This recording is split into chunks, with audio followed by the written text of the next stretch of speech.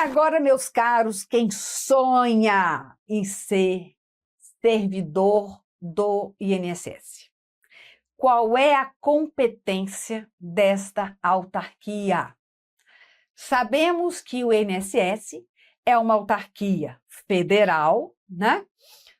Com autonomia, personalidade jurídica de direito público, com autonomia administrativa e vinculada ao Ministério da Previdência Social. Bem, quais são as atribuições do INSS? Pelo regimento interno do INSS, ele vai lidar com benefícios. Olha a dica. Porque em 2004 ele perde a competência de arrecadar, fiscalizar e cobrar as contribuições previdenciárias. Quando você estuda aquela parte da evolução,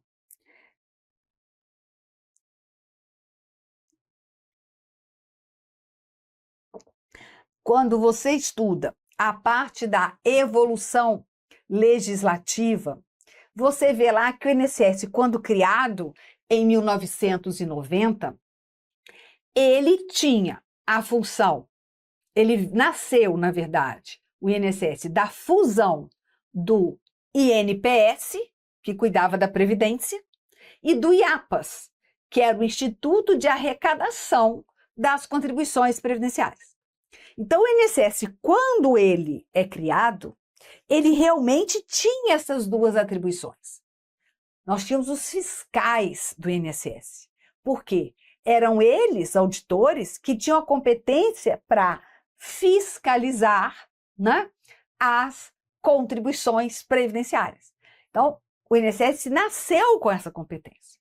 Quando chega em 2004, as contribuições previdenciárias passam a ser da competência da Secretaria da Receita Previdenciária, vinculada ao Ministério da Previdência Social. Então, em 2004, eu tenho a Secretaria da Receita Previdenciária, e ela vinculada ao Ministério da Previdência Social. Aí aqueles auditores, aqueles fiscais do INSS, passaram a ser auditores fiscais da Previdência Social. Daí é que vinha o concurso, né? Tinha o concurso separado fiscal da Previdência e o concurso da Receita Federal. Eram dois cargos distintos. Em 2004, ele perde, então, a competência para arrecadação.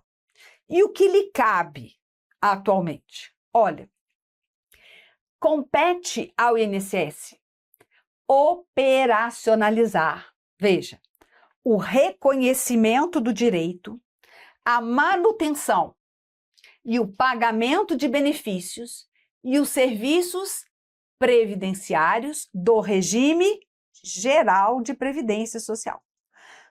Até aí, não tem novidade nenhuma, né? É ele o responsável para reconhecer, manter, pagar os benefícios e serviços da Previdência. Agora veja, inclusive o seguro-desemprego ao pescador artesanal, que é o seguro-defeso.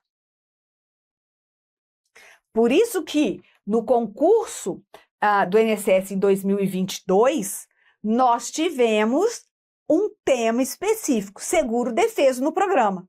E nas provas, né, que foram duas aplicadas, geral e uma que teve que ser reaplicada para Guarulhos, nós tivemos questões de seguro-defeso, porque é da competência do INSS, da operacionalização do seguro-desemprego, só o seguro-defeso. Aí os outros seguros-desemprego, os outros estão a cargo do Ministério do Trabalho e Emprego. Só o seguro-defeso que veio para o INSS. Aí pode surgir uma dúvida. Olha, O INSS, então, vai operacionalizar o pagamento, o reconhecimento do direito, né, do seguro-defeso. O seguro-defeso, ele vem com recursos da Previdência? Não, porque ele é seguro-desemprego.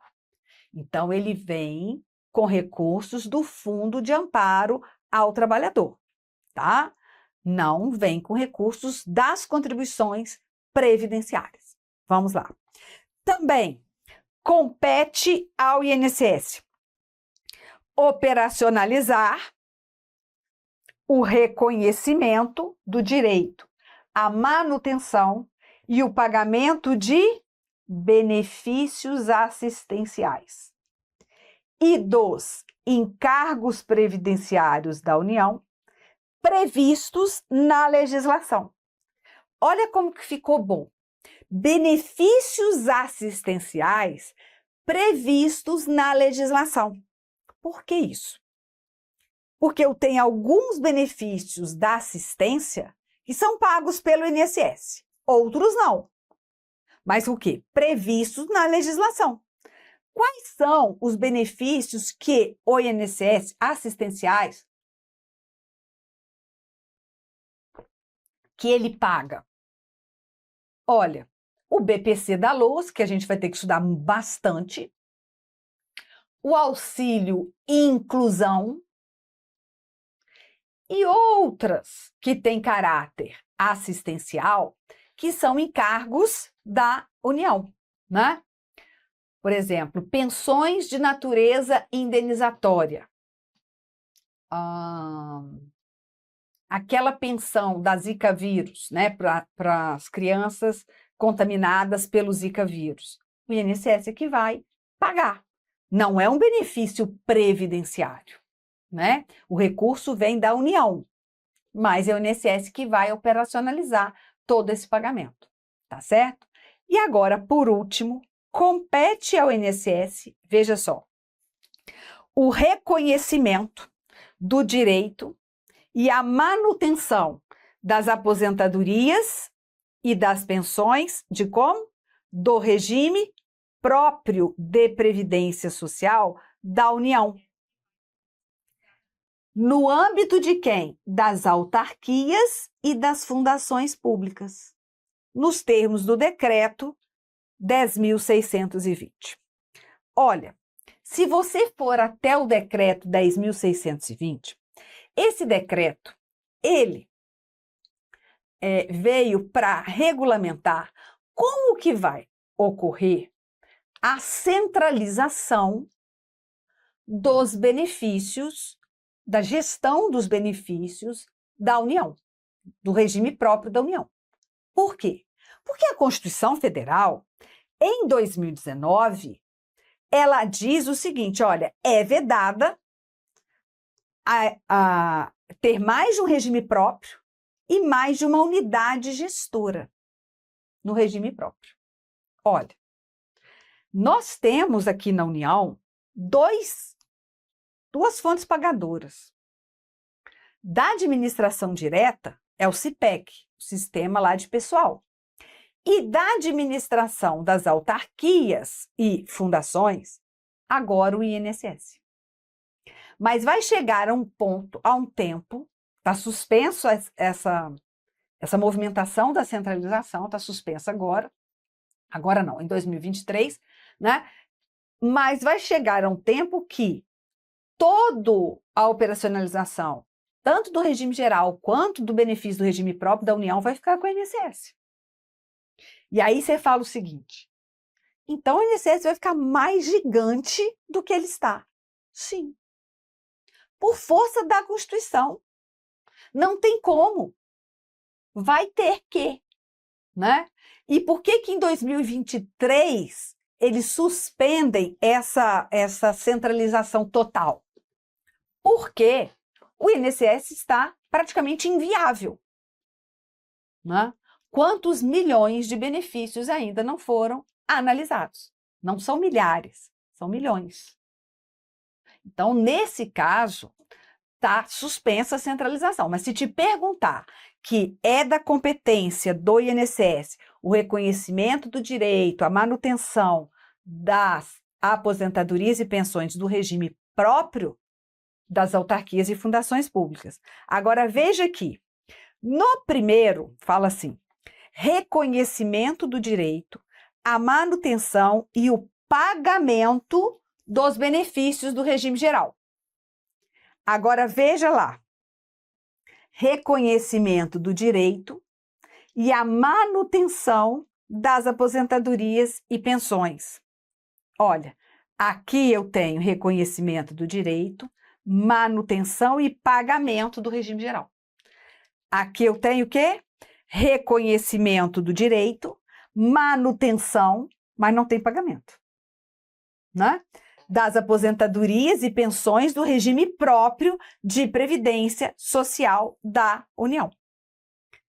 Então, gente, aquele medo que as pessoas têm, que não vai mais haver concurso do INSS. Impossível. Impossível.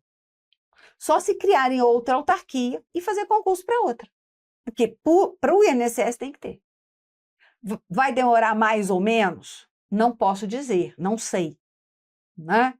Mas que a preparação do aluno, ela não pode iniciar com edital publicado, não tem como. Ah, eu conheço alguém que passou estudando 3 meses. Parabéns, eu também conheço. Mas é assim, 1 em 1 milhão de inscritos. Você que não começou ainda a estudar, está começando. Se a prova fosse hoje, você estaria mais ou menos preparado, com 80% do edital já estudado e sabido? Não. Então, para que o aluno, o candidato, vai confiar na sua memória e na sua inteligência faltando 3 meses para o concurso? Não. Vamos começar. E vamos começar como se o edital estivesse publicado. Porque quando o edital é publicado, a pessoa apavora. Aí que cai a ficha. Então, deixa cair a ficha agora. Entrou para fazer concurso, dobrou a esquina do caminho dos concursos, deixa cair a ficha de uma vez. Estuda como se não tivesse amanhã. Estuda como se o edital já tivesse publicado, tá? Porque aí sim você vai ter constância nos estudos, você vai ter condições de disputar a sua vaga. É o meu conselho e eu não estou dando de graça, eu estou sendo paga para fazer isso, né? Eu estou sendo paga, gastando a minha hora-aula aqui para falar isso com vocês. Acordem! Ah, vai sair no segundo semestre de 2024, vai sair no início de 2025, mas é rápido, é rápido. Na hora que começa a estudar, é rápido, tem que começar, tá bom? Então, competência do INSS, 1. Reconhecimento do direito, manutenção e pagamento dos benefícios e serviços do regime geral, inclusive o seguro-defeso. Bem, pagamento de benefícios assistenciais e de encargos previdenciários da União. E reconhecimento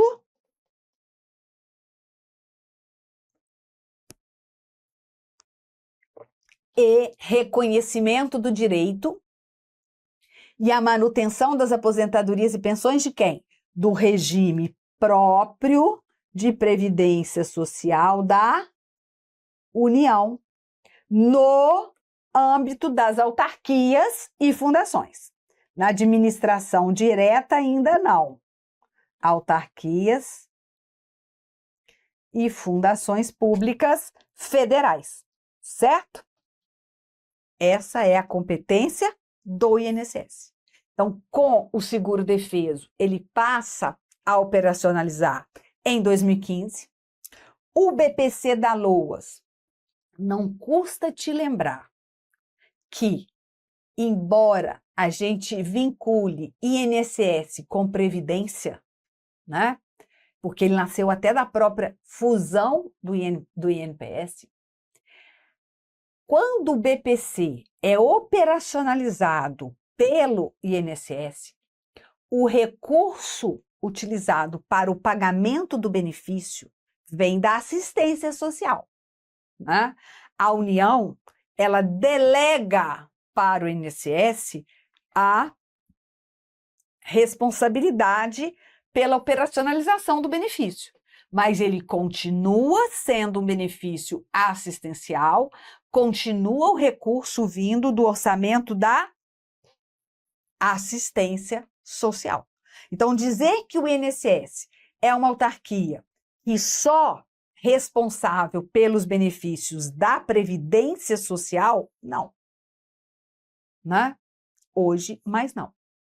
E ele, dentro do exercício da sua competência, dessas competências, ele terá acesso a documentos, né? Documentos, dados de onde?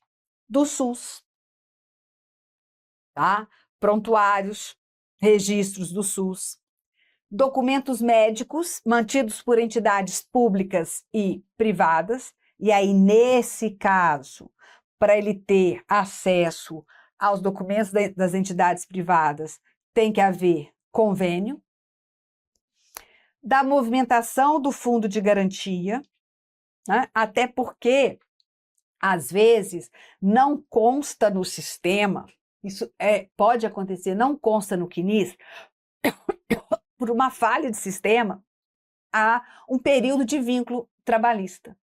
Mas lá está sendo depositado o fundo de garantia pela empresa. Então, é uma forma de comprovar, né, que aquele segurado estava realmente empregado, inclusive com depósito do fundo de garantia. Tá? Nós temos o Ministério da Previdência Social, recriado em 2023,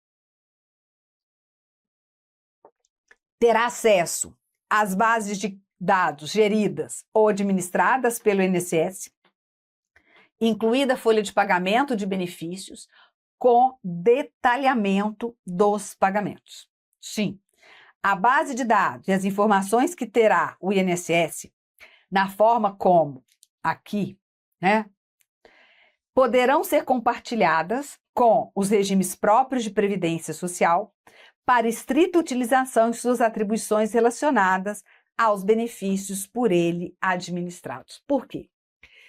O regime próprio, ele pode vir a pedir esses dados porque eu tenho problema de acumulação de benefício, às vezes acumulação de benefício com redução do menos vantajoso.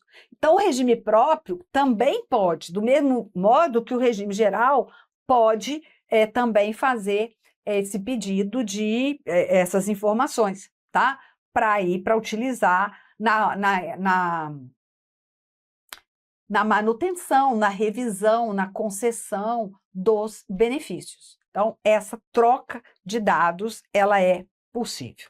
Bem, quando se trata de órgãos da administração federal, não precisa celebrar convênio, acordo de cooperação técnica ou instrumento dessa natureza para ter acesso aos dados, tá? Quando esses dados estiverem hospedados em órgãos da administração pública federal. Não preciso, é tudo federal. E caberá ao INSS a responsabilidade de arcar com os custos envolvidos quando houver, como no acesso ou na extração dos dados, salvo, exceto quando foi estabelecido de forma diferente entre os órgãos. Então, por exemplo, não, vou falar não porque determinados dados de outro órgão da administração pública, o servidor do INSS, o procurador que trabalha, né, com benefício, ele tem acesso.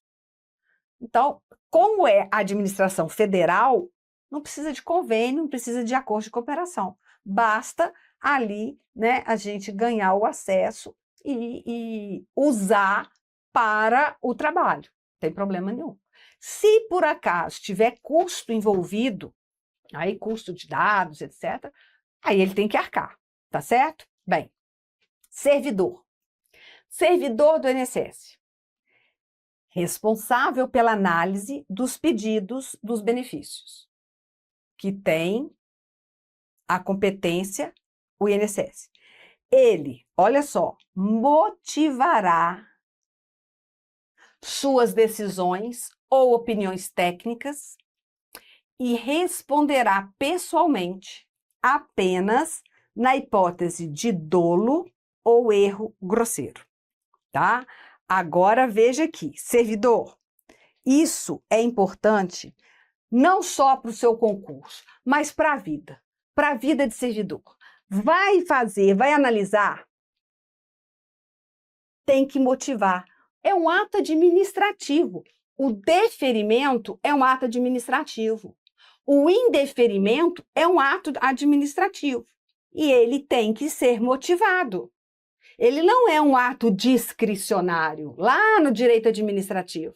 É um ato vinculado, tem que ter motivo. Por quem indeferiu o benefício? E isso, gente, dava muito problema, né? Agora nem tanto. Mas eu já peguei processo administrativo previdenciário que o servidor fez a entrevista rural todinha e motivou assim: é segurado especial. Portanto, não tem direito à aposentadoria. Não consegui entender. O segurado era especial e ele não deu aposentadoria ao segurado especial. Qual foi o motivo? Não sei. Não está ali. Voltei o processo. Para que eu vou deixar uma ação judicial correr se o processo administrativo ele está incompleto? Cadê a motivação? Correta, né? Porque se ele é segurado especial, ele não tem direito à aposentadoria? Pode até ser segurado especial e não ter direito à aposentadoria porque não completou a idade? Ou porque não tem a carência de 180 meses? Tudo bem. Agora, é segurado especial, portanto, não tem direito à aposentadoria? Essa motivação, né, tá incompleta. Então, volta para fazer. Então, cuidado, isso aí está no decreto, está na lei, tem que ter o ato motivado, certo? Bem, artigo 125-A da Lei 8.213, da Lei de Benefício. Vamos lá. Compete ao INSS realizar por meio dos seus próprios agentes, quando designados, todos os atos e procedimentos necessários à verificação do atendimento das obrigações não tributárias impostas pela legislação previdenciária e a imposição de multa por seu eventual descumprimento. Porque as obrigações tributárias estão com a Receita Federal, né? A história toda que eu contei, o INSS não tem mais função de arrecadar, fiscalizar e cobrar as contribuições previdenciárias. Veja, a empresa disponibilizará a servidor designado por dirigente do INSS documentos necessários à comprovação de vínculo empregatício, prestação de serviços e de remuneração relativos a trabalhador previamente identificado. Isso acontece muito quando há denúncias de fraude, né, na concessão de benefício, ou de fraude na falsificação de documentação, ou quando não é nem fraude, nem dolo, não, mas não consta no sistema, não, o servidor ele não está seguro com a pouca documentação que o segurado tem, então pode ser que ele peça mais documentos, tá?